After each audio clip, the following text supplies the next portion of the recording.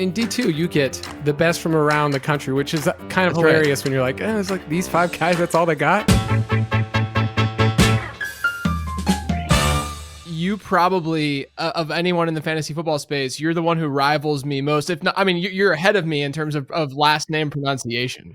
I was thinking like you and I are basically like in different spots, different companies and stuff like that, but a lot of overlap of what we've done, and then the same season of life of like what you just turned 37? 30, just turned 37. Okay, I'm 37 too. Yeah. So yeah, we're old. We're getting there, man. We're getting there. Yeah. It's also I know you have an affinity for Mighty Ducks, don't you? Yes.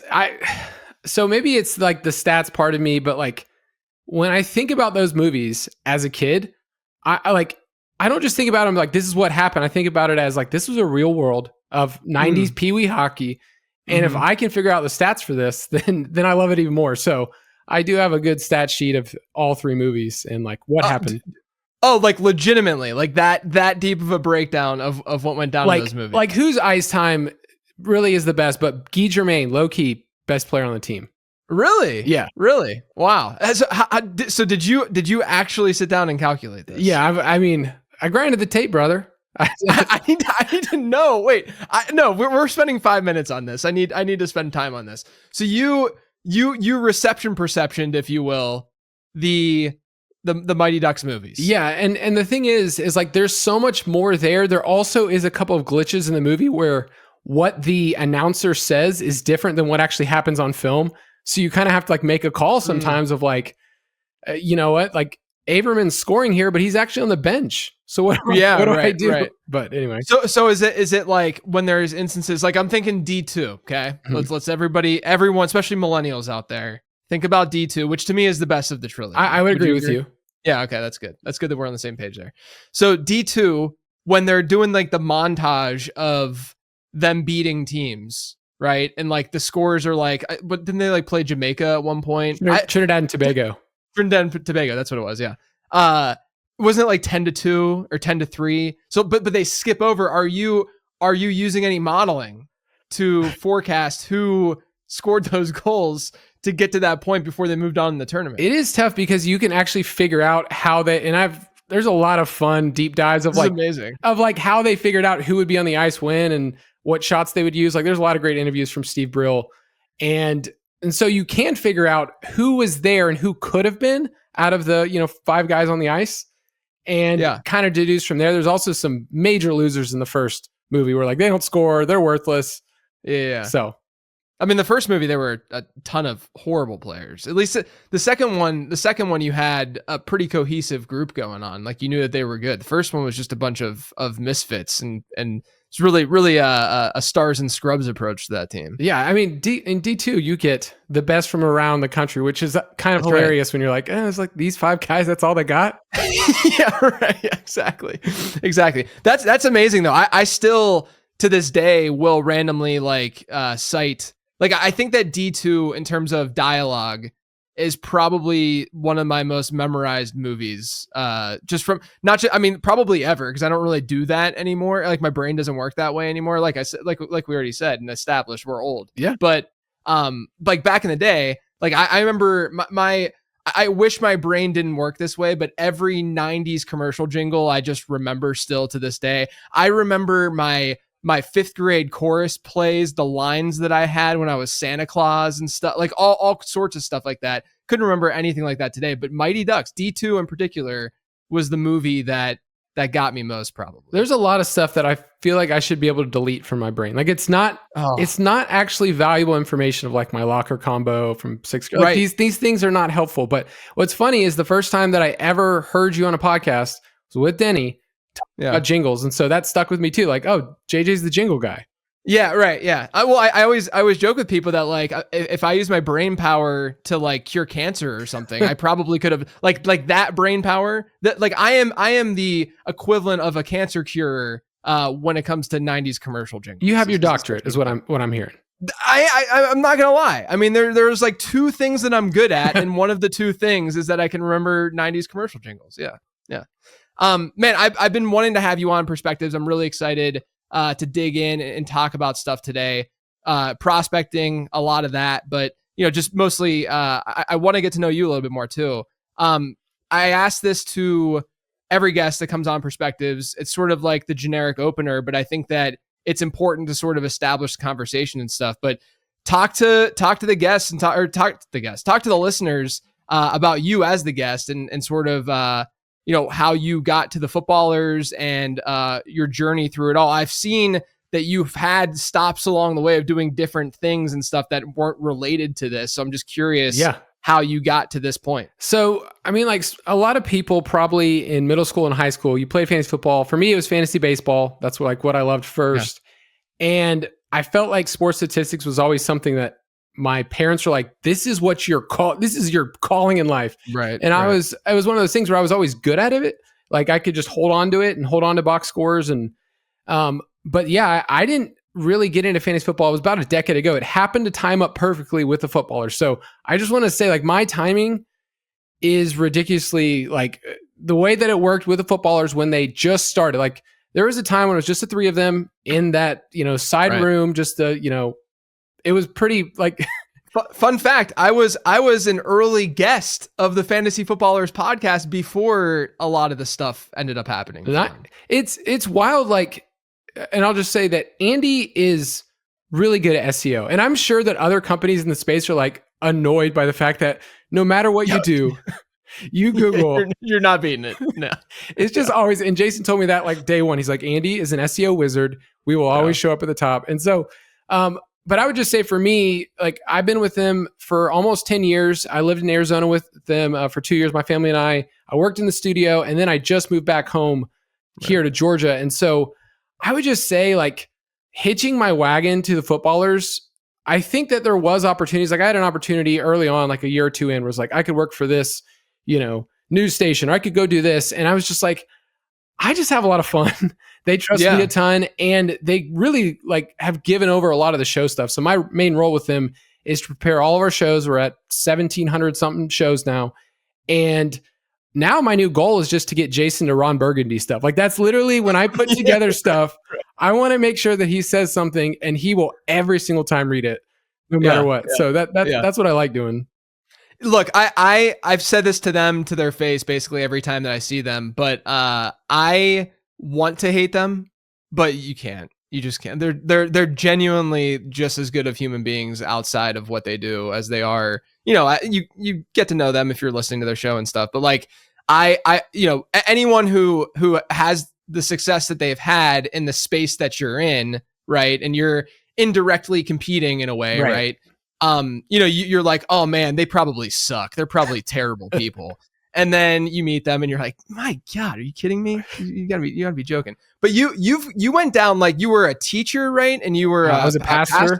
Yeah. How did that turn into fantasy? Like did you have to have a sit down with your significant other at one point and just be like, hey, I'm changing direction here? Or was it sort of gradual for you? She actually had it with me and she said, hey, you spend a lot of time on this. And I'm sure there's lots of spouses over the years like, man, this is not a hobby anymore. This is like a side obsession that you have. And so I remember her saying a couple years in, because I was just fortunate. I was one of the first writers that they hired in 2016. They didn't have a writing staff. It just happened to coincide with that time. So it was more just like a fun thing. I know a lot of people in the space, they have a real job, and this is something they get to do as like a passion.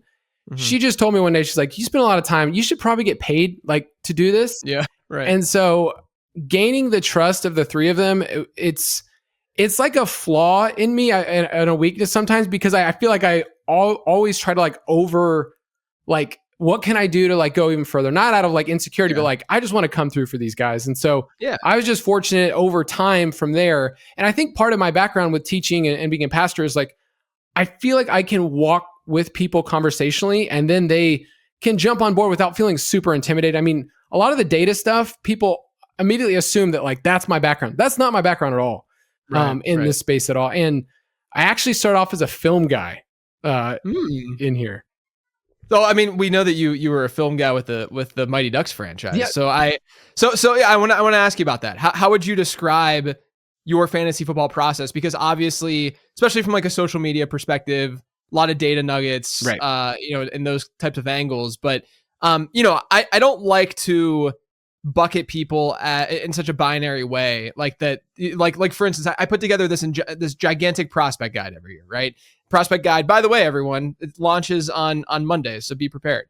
But yeah, I mean, like it's a very numbers, it's dense and it's very numbers driven and analytics based. But I try to watch all of these guys too, because I don't want to sound like a moron when I'm talking about some perimeter guy when he actually plays a slot, all that kind of stuff. So how would you describe your process as someone who also is providing a lot of numbers driven analysis, but I would assume it's just not all that? Right. I would just say asking really big questions that I don't have the answer to is like what I love about what we do, because there are some simplified things like targets matter, target share matters, touchdowns are sticky, like those, like from college to the pros. Like there's some really simple things, but I would just say like sometimes the research that I get to do is asking a question that I don't even know if there's an answer, or I get to the very end, I go, this is crap. Like there's nothing here that correlates. So I would say for me, my background before footballers was I used to chart for Pro Football Focus. I would chart games and I loved it. In terms of like, I just love football, but I also like got to the point where I was like, these Hawaii Boise State games that are like 65-50 have so many more plays than like these Big Ten games where they're just running the football. So that was tough, but it did teach me a lot of like what to look for. And then you mentioned perception earlier. I used to edit Matt Harmon's work when he was with footballers. And I feel like Matt taught me a lot about asking questions of what could work in the NFL. It's not saying like, here's this person's profile, here's what they're going to do and put him in this kind of pigeonhole, but like, here's how this player could win. I remember editing Juju Smith-Schuster's profile. It's like, oh, well, if they use him as a big slot, this could work.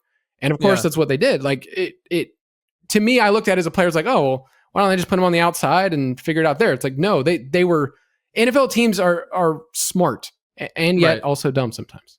Yeah, right. I do think that's really important though with evaluation, especially with prospect stuff, is very easy if you're doing things analytically numbers based to assume that a player is going to play, even if you just look at it in a pretty binary slot, non-slot way, right? Slot perimeter guy. What's he going to do at the next level? I mean, you can look at history and see plenty of successful first round players. I mean, Justin Jefferson played the slot a lot in college, right? Like, I think it's important to sort of get past that. Now, if you're talking Tez Johnson, who, weighs less than my left leg at the NFL Combine this past week, chances are probably not going to be that much of a perimeter player. I mean, Tutu Atwell's played all over the formation. Tank Dell has played on the outside. Now, I think Johnson's profile is a little bit different, but I think that's really important. And to what you're saying is that contextualizing this stuff is unbelievably vital to providing good analysis at the end of the day. And you do a great job of doing that. Like I said, the NFL Combine just happened.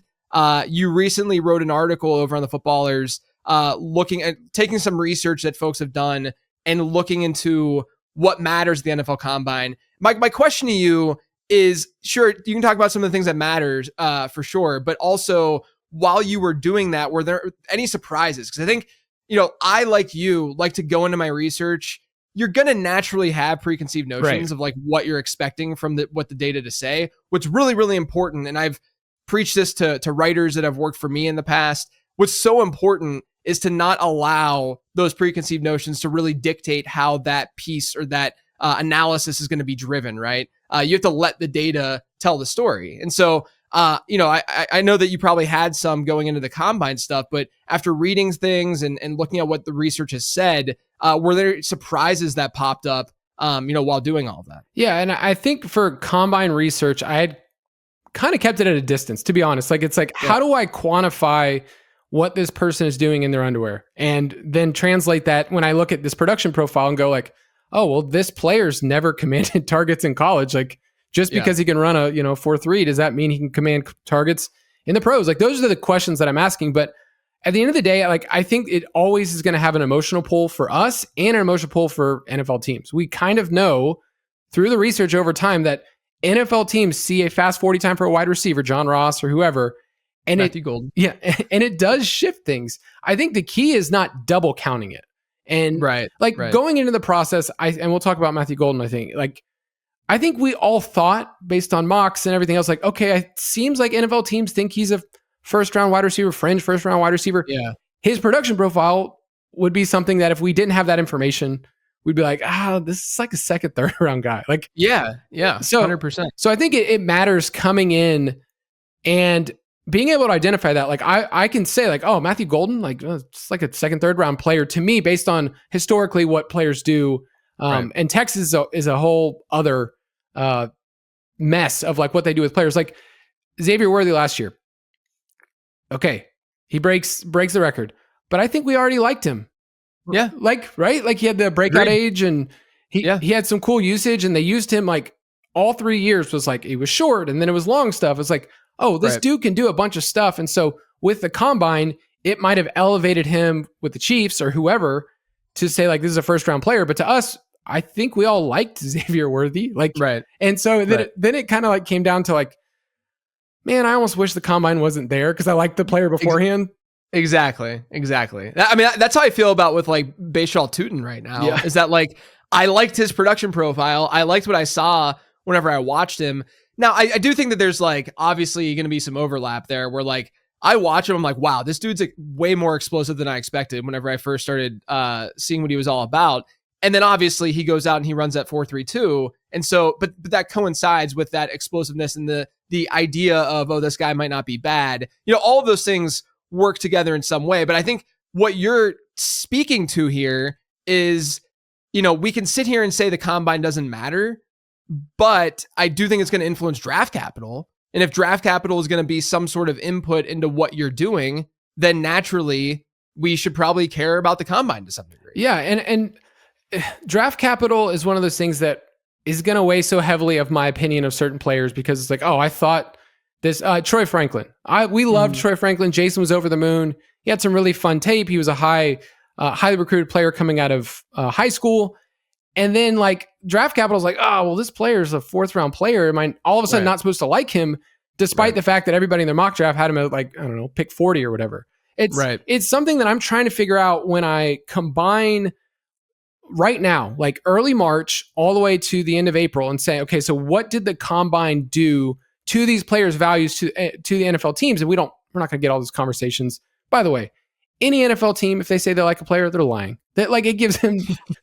I can't tell you. I remember having a conversation with some beat reporter, and I usually am a pretty nice guy on social media, but like they were like Mo Alley Cox, the Packers love him. They're going to take him at pick 78. I'm like, dude, how would you know 3 weeks out that they're going to take him at pick 78? Do you think that there is groupthink involved when it comes to how folks are projecting draft capital and looking at players pre-draft within draft circles? I think Golden's actually a pretty good example of this, where with Golden, he has a good end of the season and you know, in the college playoff and stuff like that, big touchdown. But if you look at some of the, whether you're looking at like NFL mock draft database or some of these other places where they're aggregating some of this mock draft data, I think there was one site where like he was a 5th round pick in like November. That's where he was before the Arizona State game. Yeah. And like, does that, I mean, there's nothing that quantifies this. Like I haven't researched that much detail. I started to finally compile, this is a little teaser, but I'm hopefully going to do an episode early next week on the difference of like actual draft capital versus this projected draft capital that we're pulling from. Yeah. But I haven't looked into that much detail of like, well, what happens if a dude gets steamed up 4 rounds, you know, in 2 months or in 1 month? Like, is that a red flag for that player? More subjectively, more feel based, this kind of answer, but like, does that scare you? Like, would that scare you off of a player like Golden, or are you mostly seeing just like, no, I think people are just becoming more aware that he's as good as he is? It's probably a blend of both, but like everybody's copying off each other's paper. Let's be honest. Like that's what part of this is. And we're doing it without even realizing, like I see a tweet from somebody that I respect and there's one stat and then subconsciously I'm like, oh, I kind of like that player. That confirms what I thought. Or, oh, well, everybody's saying this guy's a first round player. So in my mock, I should probably have him as a first round player. So it's not to bring out something negative. It's just the reality that when I look at a player's final draft capital, that is a final data point. We can't really argue with it anymore. But I did a little research of going back through mock draft database of like there are certain years where teams reach, and although it's like it's consensus, like it's the crowd that's saying like, oh, this is where this player should go. It's like the Raiders for a couple years did that, where it's like, dude, you guys reached like a good 25 picks on this player, Cleveland Farrell. They took him 4th overall. That draft was the Mayock team, right? The Alex Leatherwood. So there are things like that, and there's different regimes and stuff that we can't really see that. But at the end of the day, like the research I've found from the combine, and by the way, one of those was Jim Sonis, who's smart. Who's going to be every year on the show. Yeah, I'll bring him back on this month for the quarterback. At the end of the day, I didn't really know where to go, so I'm like, I'm just going to trust people that are really smart in the space that have done this and quantified some of it. And at the end of the day, running backs, some of those drills I think is what mattered to me, and it seemed like all the running backs crushed. Yeah. Oh my gosh, this running back class. We'll get into it a little bit for sure. In your opinion, based on the combine, of the fantasy relevant positions, were there any players who stuck out the most to you, or maybe like low key winners of the NFL Combine? I tried to throw some out in my winners and losers episode that I did earlier this week.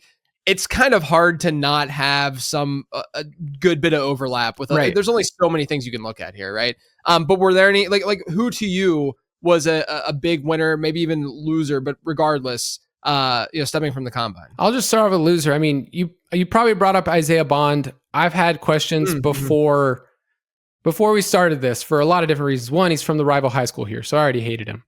Oh, I didn't realize that. That's cool. I know. I'm just bringing that up just because it's real. But no, on top of that, like the guy's averaged under 35 receiving yards per game. Like that's a weird profile. And we talked about on our show, like how could this work? So I see how it works. It's just when you yap your mouth and say, I'm going to run this, and then you don't, it's a bad look. So looks bad. Yeah. And his number I've been refreshing like NFL mock draft database, and his number has fallen over the last 4 or 5 days. Yeah. And don't get me wrong. If he's in the right vertical attack, like let's say you take out Jermaine Burton from the Bengals, who was supposed to be their vertical threat, and then you put him in there as their wide receiver 3, that can work for the NFL. For fantasy, I think it's like, this is a best ball player, and you can't really count on that type of stuff. So, and also the Golden Shootout didn't help him either. But I really I've been thinking a lot about Quinshon Judkins, and the gap between him and Travion Henderson, I feel like has closed a little bit. And I think people went into this saying like Henderson's going to blaze his time, Judkins going to be fine. But like, we know what he is. He's just more of a plotter, and he's a red zone guy, and Henderson's like this big play threat. Like, I feel like Judkins at 6 foot 221 ran a 4.48. Like, I think he confirmed a lot of stuff. Like, his breakout age is awesome, 18.6. It's 45 touchdowns in college. Like, I feel like the production, and then when I saw on film, and then like the comment, I was like, that's just a good combo. It feels solid, not like super sexy as a prospect, but I feel like as a red zone hammer, as like a, I don't know, make him into a Dave Montgomery. Like, he can still catch the ball too. He just doesn't have a ton of receiving work. Yeah, I felt that way about Judkins too, where I don't know, like if you look at his receiving profile and within the context of my model, like the guys that were drafted since 2011, and I'm looking at breakout score, which is adjusted receiving yards per team pass attempt for both running back and wide receiver, but then also best season reception share. He doesn't grade out that way. He's pretty average as a pass catcher, which I think even people who, regardless of how you're evaluating, you'd probably say that's fair, right?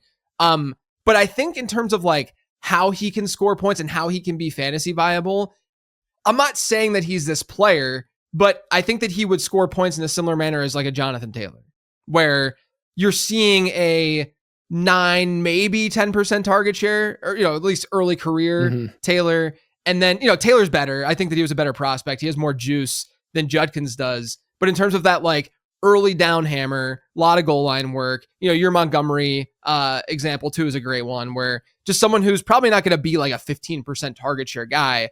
But I've tried to not come around, but be better about not just like sinking players who are going to be RB2 types, like I don't know if Judkins is going to be an RB1 in fantasy. I'm talking like top 10, top 6 type running back, but he's definitely going to, I feel pretty good about his odds to be an RB2 in fantasy. Right. And there are certain players, like Kenneth Walker's one of those guys. It's like, okay, they didn't throw him the ball in college. Doesn't mean he couldn't do it. And you saw his past season, like he was, saw a ton of work in the past game. I just think Judkins has closed the gap. So in the second round, let's say he ends up on a team like the Chargers. I would be like ecstatic about that. So perfect. Yeah. He's definitely somebody that when we did our mock draft, like I could see somebody taking him as high as like 103 in a one quarterback league if he gets the right landing spot.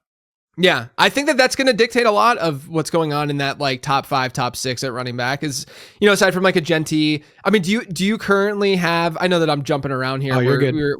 Do you currently have Amarian Hampton as your RB2? And is he firmly there for you, or is it more so that you are cool with like Caleb Johnson or going with one of the Ohio State guys? Andy loves Hampton. He's like the whole time been like, we need to put him in the same tier as Jeanty. And it's one of those things where I see it. I don't know if I'm quite there, but like at 102, like that's where we talk through it in our mock. It's like, he just went 14th in Daniel Jeremiah's top 50 prospects today. That's like way too high for me for a running back, but like he knows what he's doing. So I think a lot of these running backs, I would be very happy if I got the third or fourth running back in this group in my rookie draft. Like that's the blessing of this year compared to last year where you were just shooting darts and hopefully, James Conner goes down or hopefully Chuba Hubbard doesn't matter. And now I feel like there's going to be some clean landing spots. Yeah, no, I would agree with that. To me, Hampton is kind of in his own tier after Jeanty. And then it's just part of it too, is that when I build comps and I'm looking at the data, like my model will spit out some comps. Amarian Hampton's of all of the top backs, including Jeanty, looks the best from a comp perspective because you get like Ezekiel Elliott, Todd Gurley type players, right? Whereas with Jeanty, because of his size profile, you get like, people are going to run with this probably, and I'm going to regret saying it, but like his top comp in the model, it's not a close match, but it was Mark Ingram. And it's not because I think that he is Mark Ingram. Mark Ingram had some awesome years. Yeah, right. But I don't think that he is that necessarily. I'm saying analytically, when you look at a size profile, and that's the first thing that the comp stuff will look at, and then it layers on the production stuff. Mark Ingram's production was fine too, obviously. Jeanty's is like next level. Jeanty's production profile with my stuff is like 99th percentile across the board, but it's really, really difficult to find a close match from a comp perspective. Now, that might mean that he is that unique of a prospect, because I know a lot of people have even gone back. Like when people talk about comps and they have to go all the way back to 2004 or whatever, when Maurice Jones-Drew came out, right? Like that's when you either have a really... That's the MJD comp that people get. Yeah, right. Like you either have though like someone who is like unbelievably unique in a good way, or there's a lot of red flags associated to that profile. I think with Jeanty, it's obviously he's unbelievably unique, but I do think that it's just really hard to comp him. Whereas with Hampton, of all of the other backs, I think he comps easiest to like the studs that we've seen come out. And that gives me a little bit more comfortability in drafting him and putting him in, that tier, above some of the other guys. I think with comps, like I've kind of gone back and forth where like, it's fun for me to be able to just use my words and describe this player in, the shades of this player. They could produce like this player. And I think a lot of times people take it as a dogmatic phrase like that, but I have found myself like searching for comps for players, and I end up in like 2015, 2016. I'm like, I feel like our audience isn't going to know. like totally get it. I came up with Cam Meredith, the former wide receiver who, oh man. Yeah, he was like, he screwed up his leg, right? Yeah, like that's the reason he had his career ended. Like former quarterback turned wide receiver. We were describing Trey Harris, but I was like, I don't think anybody cares about this player anymore or even remembers him. But he was a fun little player for a little bit. But maybe that's just because I've been doing this for a decade. Yeah, well, it's funny because my stuff will comp back to 2011, and there are names in there that I legitimate for like the late round picks or like the guys who were projected to go undrafted, guys who I've literally never heard of before, and I have to Google them when they get spit out from the model, and I realize, oh, they are in fact real human beings. All right, let's talk a little bit more about Matthew Golden for a second, and Isaiah Bond too. You brought up as a loser at the combine. So a lot of people are, and I've seen this in the fantasy space probably more than not, because a lot of folks in the fantasy space are more analytically based and work off of analytics. But a lot of people have said that Golden to them is Henry Ruggs. Okay, like that's one of the, because to me, I think that at a baseline, it's like bad production profile, early declare, fast, right? To me, Isaiah Bond is more Henry Ruggs. Right. And Golden to me actually comped not that I like Golden. There's some question marks, but he comped kind of favorably well, aside from like a per route run side of things. Just the other stuff that I look at to Lad McConkey. Like there's sort of that in him, again, analytically. But I want to talk to you about Golden, like how you work through this kind of process and this kind of player and evaluation, because like you said, he goes and he crushes the combine. His draft capital is going to look good, more than likely, but the production profile is kind of lacking. Do you lean more on the production profile side of things, or are you okay with saying like, look, I'm probably gonna be wrong about this guy because the NFL likes him this much and they're drafting him this high? I think I lean more towards a production profile, which is where I start, and everybody has a different process. Like Jason starts by looking at the film, and he doesn't watch a ton of college football. It's just, I'm here in SEC country where like that is life here. Like that's right, people watch college football. But so for me, I look at Matthew Golden on the outside. I'm like, okay, yards per team pass attempt. I mean, it's dreadfully low. If you just look at like round one, mine is like round 1 through 3. So day 1, day 2, guys, it's bad. He's targeting on just 18% of his routes this past year. It is really hard if you're a dude in college at a big time university and you are not peppered with targets. Like you can see the Corey Davises of the world that are at smaller schools just get peppered. But if you're at a big school and you're at like 18%, I feel like the only dude who was drafted that was super low and that started to command targets in the NFL was Terry McLaurin, who had a crazy final year at Ohio State. It just doesn't happen. So at the end of the day, I look at this player and say, can he work in the NFL? Yeah. But he is not going to profile as a alpha one to me. Like one of the comps that I got was Michael Gallup, who did have a couple of awesome, fun years, got a second contract. Like that's a good NFL career. Also, Georgia boy, Michael Gallup. I got to shout him out. But it's anybody from Georgia. I just got to mention him. But sure. I think Matthew, like he didn't even lead his own team in receptions. That's that's rough when I look at that team and I look at what they've had over the last couple of years too. Like Golden transferred for this past year, but it was Gunnar Helm who was leading the team. Jaden Blue saw a ton of work in the passing game as a running back. The year before, Adonai Mitchell could not command targets there. Similar player in terms of just boom bust. It's a weird team, and maybe it's a Steve Sarkisian thing, a Quinn Ewers team thing. Yeah. I just think at the end of the day, the combine confirmed his first round status, but in rookie drafts, I feel like he's still going to be at the end of the first round. Like I don't think people are going to be super confident. The weird thing too, and this is what I noticed because I finally did rookie rankings, and it's always fun because I feel like with like redraft season long rankings and stuff, like you're just kind of like inundated and crushed with them constantly over the summer. Like you just kind of know, and plus you're doing more drafts and stuff like that. So you just generally kind of know like where guys land with rookie ADP and rookie draft, especially in early March. I literally had no idea. I'm not even kidding. When I created them earlier this week, like where anyone stood, right? And as I'm creating them though, I'm like, this wide receiver class is not super strong, right? And so it's really not hard still to let draft capital keep Matthew Golden in like the top 5 at wide receiver, right? Like because there's not like once you get to me, you get you have Tet, and I like Luther Burden a lot, and then you got Egbuka, who is like a fringe first rounder at this point. You see him in and out in the first round of mock drafts. Golden's the only other one that's more locked into the first round. Burden's been falling out of the first round.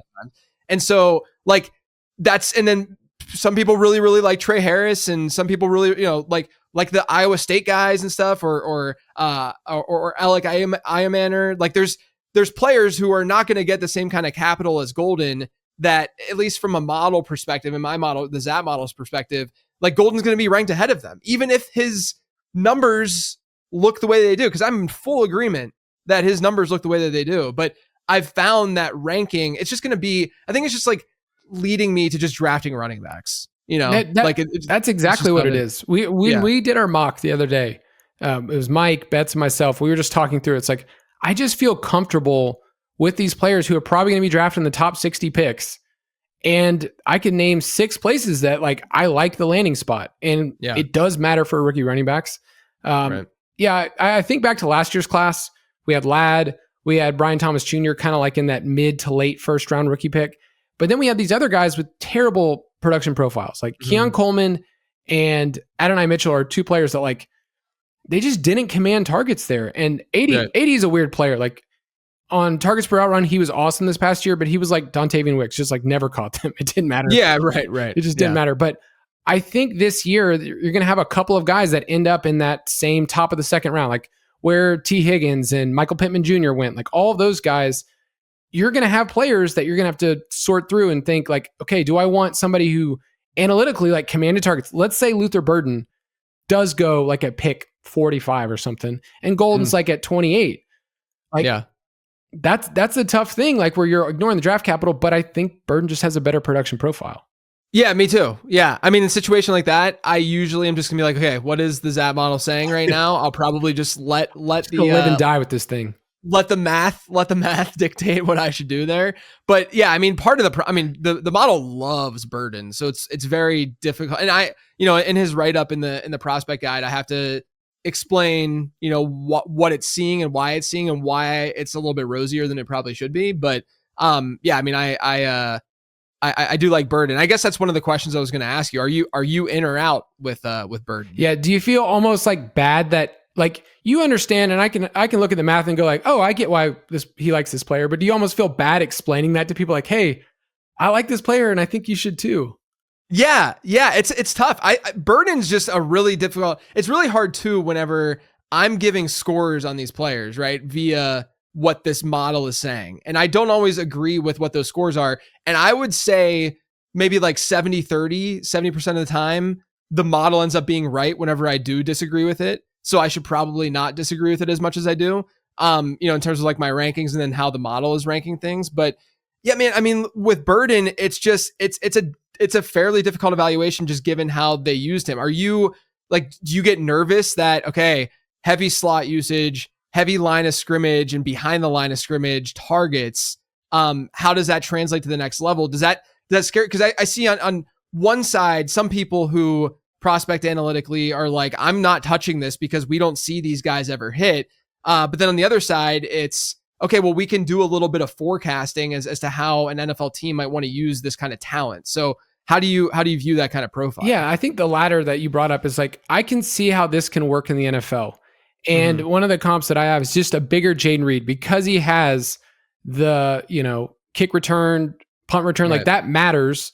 I remember it was like almost a decade ago, I wrote of his article about, special teams and does it matter? It's like, yeah, it kind of does. And you can see in the open field, like that's where he's best with the ball in his hands. 83% of his snaps last 2 years in the slot. Like that's my concern about players like Jaden Reed, where touchdown efficiency wise, he broke stuff his rookie year. Yeah. And the next year you have these big blow up games and then he vanishes. He's also off the field in 2 wide receiver sets. So you just need the right team. And some teams go to 2 wide when they're in the red zone. So you're just erasing opportunities for a player like Luther Burden if he's just in the slot. And then those start to add up over time. It's like, hey, you weren't in on that drive, and you're just missing out. But like there's a scout that I thought put it best. He was looking at the film and he said, I think he got bored with the offense in 2024. Because, his sophomore year is awesome. And I don't know. It's probably the best individual season of this class. Yeah, so how do you weigh that part? Like knowing like, okay, as a sophomore, this wasn't like, oh, this is a good player in the SEC. This is like a game breaker. Like there was one game, I think it was against Vandy. That's what it was. Where he just like, as a punt returner, like he led them back. He was the best player on the field. Mm-hmm. Mm-hmm. So how do you like weigh his sophomore year and then look at this past year, which was, fine. Yeah, right. Well, I also see, so this is where I think comps help me, is where if it's coming back with like, here's that biggest, the best match, second best match, etc. And I'm looking at this list of players and I see players who line up in multiple areas of the field, which is going to happen for a lot of these wide receivers because I'm not necessarily looking at slot rates and stuff whenever I'm finding comps, right?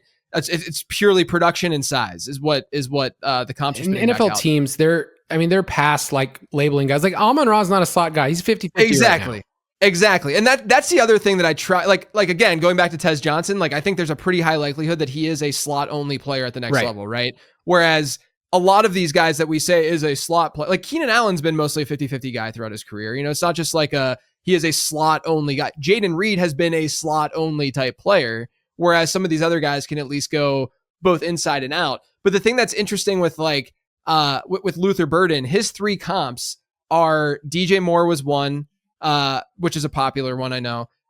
Brandon Ayuk was one that I think is kind of interesting because, again, Ayuk came out, when he came out, it was a yak guy where people didn't know if he was going to be able to win one-on-one, if he was going to be able to do that at the NFL level. And I think we get that a little bit with Burden too, another yak guy. And then the last one though is the slot guy. It's the Jarvis Landry comp, right? Where you have that kind of, so like the thing that makes me feel better about Burden then is the fact that like, okay, if it goes in that direction, we might be able to still get a Jarvis Landry type player out of him. Which would be an awesome career. Yeah, right. Which is fantastic. Now, is it a 101 in a rookie draft? No, but Burton's going to not be that because the running back class and such. And with him falling, he might end up finding a pretty decent landing spot. In general too. So I think Burton's just interesting. I'm going to be higher on him probably than the consensus. Like right now, in my rankings, I do have Tet officially in my pre-draft stuff ahead of Burton just because of the way draft capital is currently trending, right? Right. But I have them in the same tier. Like I think that Burden could be not only that, but like look at some of the successful wide receivers we've seen over the last handful of years, mostly pointing to like he's part of that like Neighbors Jamar Chase archetype in terms of like what his ceiling could look like in the NFL, not what he did in college per se, but same sort of style, body type, yak ability. And that's intriguing too. And I think it's okay to say like, that's exciting. Yeah. One of the comps, it's a more like medium low end comp is Curtis Samuel, who, was running back and then drafted as a wide receiver. And then Carolina with him and DJ Moore, like you go back to a couple of those years when they're on the same team, they like flip flop their usage. One guy was a screen guy. One guy was, running nines, and they kind of went back and forth. And I think at the end of the day, there is a diversity. This is not Malachi Corley yak stuff. Like this right. This is somebody who can win at multiple levels, and he has the special team stuff that I like. I like that. I add that in to what we do. So yeah. I mean, he has the rushing to he did everything there, right? And the other point I want to make is we talk about his sophomore season, then his junior season was the one where his production fell, right? Like his junior season was not special at all in terms of the numbers that you're looking at or I'm looking at. But if you look at first round picks, I adjust receiving yards per team pass attempt based on strength of schedule. And if you look at first round picks who were above a 3 receiving yards per team pass attempt in terms of adjusted in their max season in college, and then you look at their final year, and if they were below 2, okay, this is arbitrary parameters, but it's fun to look at this kind of thing. There's only 2 in the first round in my database. One of them being Luther Burden, if he does go in the first round. The other one was JSN, where again, people had similar, I mean, they're not the same kind of player per se, but similar, like, is he just only a slot? Right. And he has, especially now with the moves that they're making in Seattle, I think that we're going to see a little bit more inside out movement with JSN. And, it might take a couple of years for a guy like Burden to fully get there. He's not old either. I mean, he's still only he's not even 22 yet. So yeah, I think I have a feeling that he's going to end up sliding to the beginning of the second round. I'm not going to punish him. We've been talking about different buckets. It's like, do we like punish T. Higgins because he was pick 33? It's like, right. I mean, yes. And like, not really. Like what's the difference between him and Xavier Legette? Yeah. I mean, yeah, definitely nothing. Right. So at least we're definitely not going to favor Legette there. Another player I really want to talk to you about is Travis Hunter, because I feel like I'm on an island / in this like bizarro world. You want me to tell you if you're crazy? Yeah, I do. I need someone to talk to me who's looking at the similar things that I am, to say that like I'm not going nuts. Because look, Travis Hunter, when I'm talking to Matt Harmon's like, this is one of the best guys I've ever scored and watched before and graded before. And then I'm looking at everyone talking about him being a generational talent at both corner and wide receiver, and that he's better at wide receiver than cornerback. And then I look at his numbers and look at it analytically, and he's a really mid first round pick. Like you could even argue below average first round pick analytically. So I know there's so much context to be had here, and I can get to that context and we can talk about that, but I want to get your take on Travis Hunter first. Yeah. So I'm a little biased because like he's legendary here in Georgia, like set all the receiving records, coming out was like the dude. So he's awesome. his usage is interesting because in 2023 he was like mostly a slot guy, and then this past year like dangerously high outside wide receiver, 94% of his snaps. Like usually we look at those players, and if I didn't have the context the year before, I'd be like, that is a red flag that you are only an outside wide receiver. Are you going to be Stephon Diggs, who can win on the outside, is a little bit smaller, thinner, like that can work. Tape wise, the body control and everything else is just awesome. Like he's just good at football. Right. But I think at the end of the day, like if I didn't have the cornerback conversation, okay, if we didn't have that as like a wide receiver, if he was just a wide receiver, we would go, this is a good player who won the Biletnikoff and the Heisman, but doesn't compare to other dudes like, when Devonta Smith came out, was just like, like blew the doors off of a lot of yards per out run stuff and against zone. Like I'm a little worried that at the end of the day, like when you play zone or if they move him into the slot more, like teams are going to want to challenge this dude. They don't want him to play the entire game. Right. Like they're going to press him and stuff. So the common refrain that I'm hearing though is like, you don't want to burn your pick in your league. Half your first round picks are going to get burned anyways. So you can play the game in a couple different ways, but I do agree with you. Like I think how he can win as like a motion man, like people are going to hate this comp too. But Robert Woods for a while with the Rams was the motion guy and had some he had some wide receiver 1 seasons.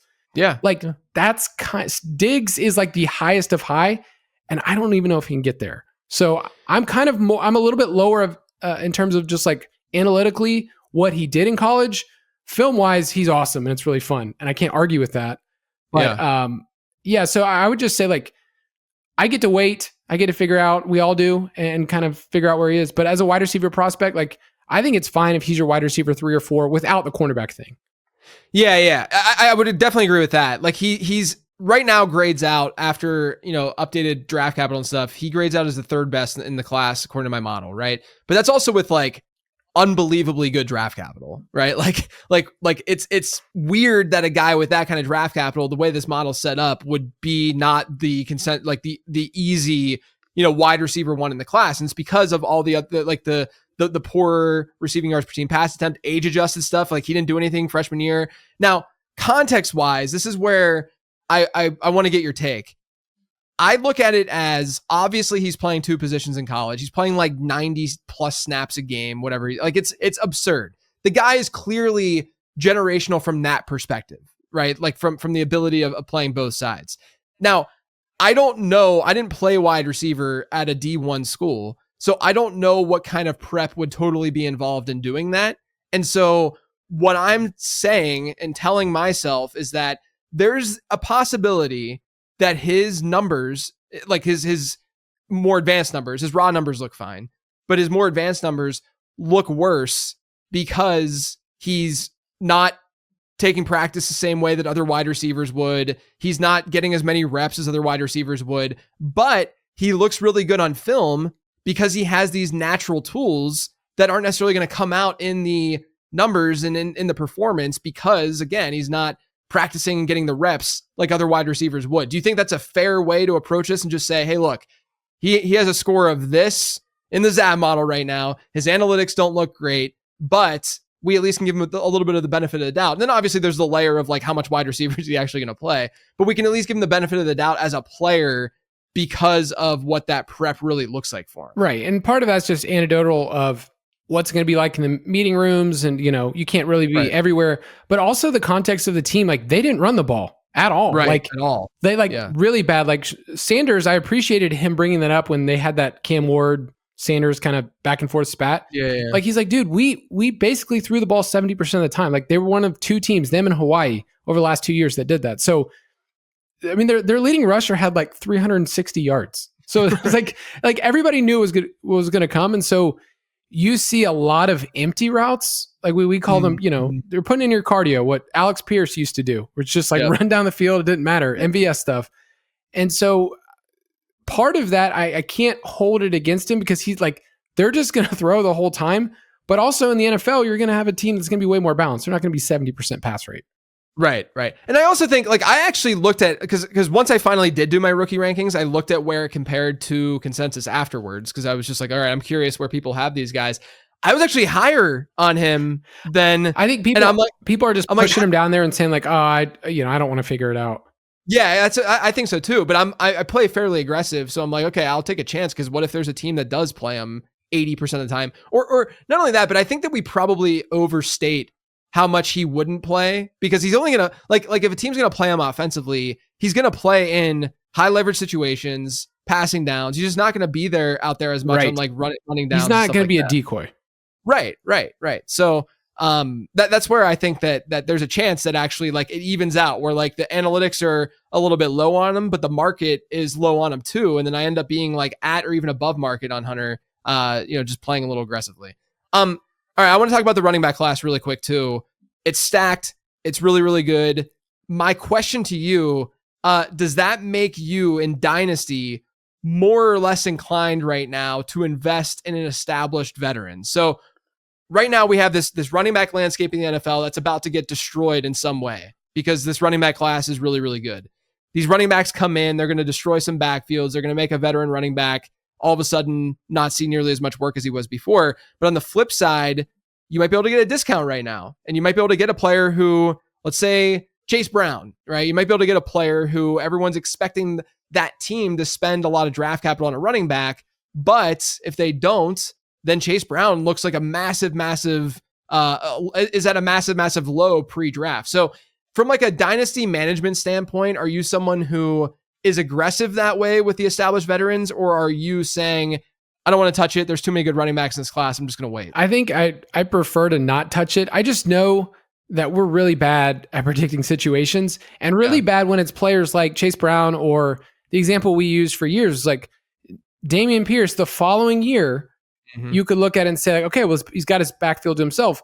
The problem is that teams look at these players differently than the game that we play. Like they don't look at 4th round pick Dameon Pierce the same way that we do, and he gets steamed up. And so a lot of these running backs that we think are established dudes, it just turns over so much faster. Like a lot of the windows, like I remember last year, there's a lot of these running backs that were entering their 3rd year that looked like they just had it on lockdown. So Kyron, like, okay, comes off an awesome season. Rachaad White, awesome season. Kenneth Walker, Isaiah Pacheco, James Cook, like all of those are 3rd year running backs. Half of them hit, and half of them like are still young enough where they're going to get a second contract. And you'd be really happy if you would have traded for James Cook. Pacheco got hurt. Rachaad White, like the inefficiency stuff was like all over the map. And so I just worry about these players that I'm investing in when, apart from just an injury, but like, I don't know if they're going to get a second contract. And then players like Ramondre Stevenson should not have gotten a second contract. And they gave it to him, like, and they were negotiating against themselves. Like all of these kind of veteran running backs, it was just the opposite last year where there was all these veterans that got to step in. The class was bad. And this year, I think you're going to see, if you go to Dallas or Minnesota, the Raiders is wide open. I mean, Zamir White shouldn't be in the league. Like stuff like that. Like there's just so many places. Kansas City, Pittsburgh even. Yep. I think there's going to be an instance too after free agency, because we're recording this before the free agency period really ramps up. Mid to late March, where let's say Najee Harris signs with Dallas. I think that's going to be a great opportunity. Then that's when you sell Najee Harris, right? Because there's going to be this influx still coming with these running backs where you think the team is done, or you think that the team is only going to use that player. But there's a lot of good day 3 backs, in my opinion, in this class. Do you have any favorite guys that are projected to go day 3 right now? Now, I know that that's kind of like, it's a little loose because we're just kind of looking and we're forecasting here. But are there any like guys that are those day 3 picks where, let's say a player like Harris or one of these other free agent backs, Aaron Jones, whoever, goes to one of these like pretty decent destinations where there's pretty bad backfields, and a day 3 guy could step in and maybe take over or see more work than that veteran back? Yeah, it's just one of those things where you want to invest at a level that you're not like assuming this player is going to take over because they're a 4th, 5th, 6th round running back. It's just the hit rate's so low. So I was with you. Like Baishal Tutin was one of those players that like we came up with as many puns as possible. Trust me, like the footballers, I'm sure they workshop. That was like half of a work day. I felt like was just going through Baishal Tutin stuff. He's going to get a drop soon on the show, but like I liked him. The 40 time makes me like him even more. And when I said earlier, like the combine messes with your emotion, like there's a lot of stuff here. He's one of those players that said he was going to run well, and he did. Exactly. And his forced missed tackle stuff is great. I like Dylan Sampson. I don't know if he's going to be a day 2 or day 3 pick. Yeah. He's just really hard because Tennessee has this Mickey Mouse offense. And the lanes are so wide, but his best comp is that he could be a James Cook-esque player that's smaller, but James Cook kind of grew into a red zone role. It just needs the right fit. But I like Dylan Sampson as somebody that like have on your radar. If he gets in the right spot, day 2, day 3, I think it would go well. One of his comps for, and I know we're saying I'm bringing up these comps. It's just a very quick and easy way to cool describe with it. these guys. Yeah, listeners, guys, JJ they eat it up. They love it. Yeah, they'll eat it up. One of his though is Devontae Freeman in the Zap model. Obviously had good success. One player that popped up for me that I was not prepared to be as excited about, and I feel like is not getting enough love, is DJ Giddens out of Kansas State, because he has a pretty decent production profile. Like I'm looking at his breakout score, which is based all the stuff that I look at in the model is receiving based, because draft capital generally is going to capture a lot of the rushing stuff that I found, at least with how I'm calculating this.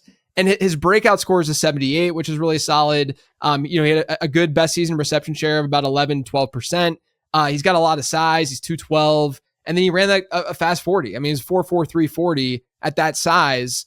That's interesting to me. Like I feel like there's a lot of like that going on in the class where like a guy like Giddens would be a top 10 running back pretty easily in most classes, in my opinion. And he's like an afterthought right now because his class is just so deep. I feel like after the combine, we have 18 running backs that could go on day 2. And, it's going to be 8, 9, whatever.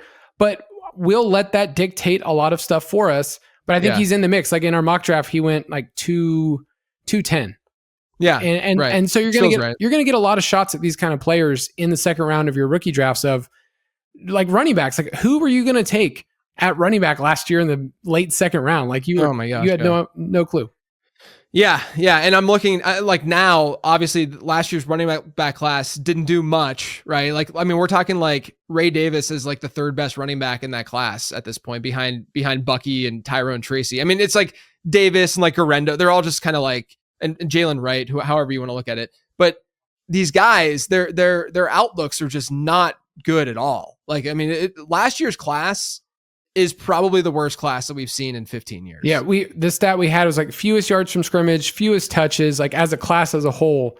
Yeah. And it was interesting. Tyrone Tracy, he led all of them 3-cone drill, which in that research, like that was one of the signals of something we should be looking at the combine. So it's interesting just because he was wide receiver, and then now like who knows what he is beyond this? Like don't hitch your wagon to him.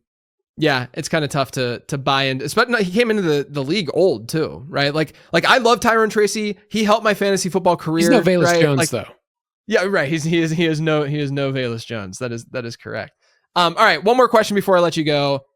Give me a bold prediction about the draft. It can be anything. Just give me something some fire here. Okay, so I think Colston Loveland goes before Tyler Warren in the draft, and I could be wrong, but analytically, I think he's a better prospect on a couple different levels. We're previewing tight ends next week on our Dynasty show, and our consensus is like this dude is different, and like all the tight ends, like they could have improved their stock at the combine, but all of these guys already are awesome first round picks.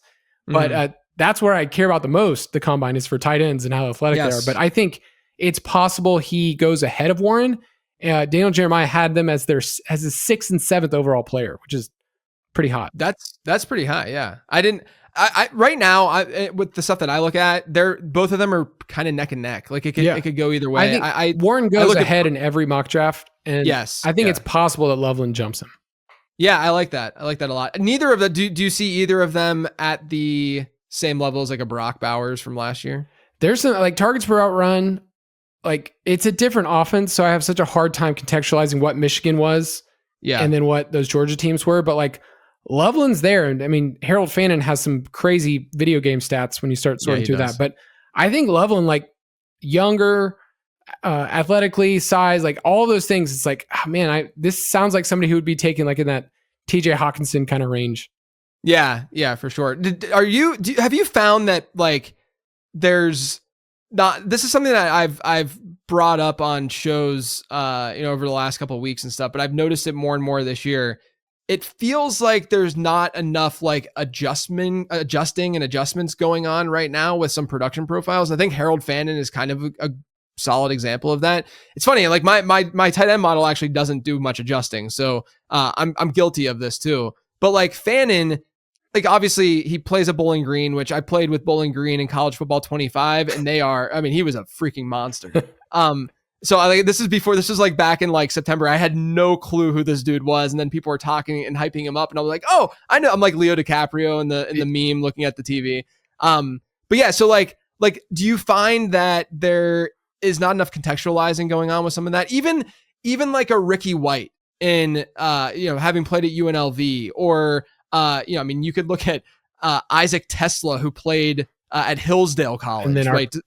Yeah, right. And like he did nothing. Like, I mean, his Hillsdale College, I actually have it in the model because it gets adjusted down. He gets basically like a 30% of what he actually did there. But his yards per team pass attempt was like 5. Like, it was absurd, right? But clearly playing at Hillsdale College is different than even playing at Bowling Green is going to be different than playing at Alabama. And so have you found that there's sometimes not enough contextualization going on there? For sure. And I was mentioning Colorado earlier. It's like, you need to know that this team could not run the ball. Mm. And if you just took that out from a team, here's how you'd have to adjust. So that's like why some of the counting stats for Hunter look really good, but then you start to think about that. It's like, it's a little different. Yeah. Fannin, like, is he Mike Gesicki, which is a fun NFL player. And right. Gesicki obviously was a combine freak, but like, he ends up being this slot guy. It's kind of like Pitts. Like, I hate it for my Falcons, but it's like, what is he? He's not really a tight end. He's not really a slot wide receiver. And so you kind of get put in the middle, and Fannin weighed in a little bigger than what people thought he was going to. Right. So I think Fannin's a solid prospect. It's rare to have a tight end that has over 1,500 receiving yards in a season. Right. But just what team is this going to be, man? Like, I don't want to just look at the analytical profile and then go into this group of tight ends that like you're not going to see anything for 1 or 2 years easily. Yeah. I mean, he's younger too, right? Like that's the other thing with Fannin is that he's like not even 21 yet. So it's he is a fun video game player, I bet. Oh my gosh, it was so much fun. I can't remember who their running back was because he won the Heisman for me. Nice. Whenever I was and then I got a job offer at Pitt, and I of course had to take the job offer at Pitt. Yeah. I'm not going to stay at Bowling Green for my alma mater. You talk to your family, you're like, okay, let's. I did. I brought them all together. Yeah. In the living room one night. And I was like, look guys, I got a job offer. I'm thinking about going to Pittsburgh, and they were all for it. Yeah. They were all for it. Kyle, this was great, man. Great to chop it up. Loved hearing about your process and the way that you handle things from a fantasy perspective. Let everyone know what you're working on, where they can find you, and what's going on with the footballers. Yeah. So footballers, we go from, I feel like we do 20 shows a week to a little bit lighter right now. But we still have our Dynasty podcast. We still have 2 shows a week. And then we kind of slowly build throughout the summer.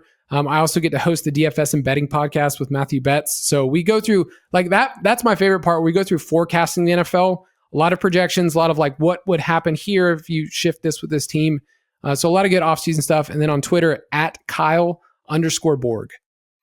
I'm on Twitter as well at Late Round QB. Prospect Guide, everyone. It will be launching on March 10th. That is on Monday.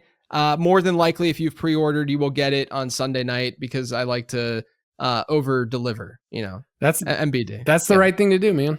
Yeah, right. I don't want to be late with it. I'd rather be early. So if you pre-order right now for $14.99 over on lateround.com, you will get it on Sunday night, and then I'll leave that price point probably until like early Monday morning for folks to still get the pre-order price, but it will jump up by $5 on Monday. So make sure you're pre-ordering. Otherwise, everyone, thanks for tuning in.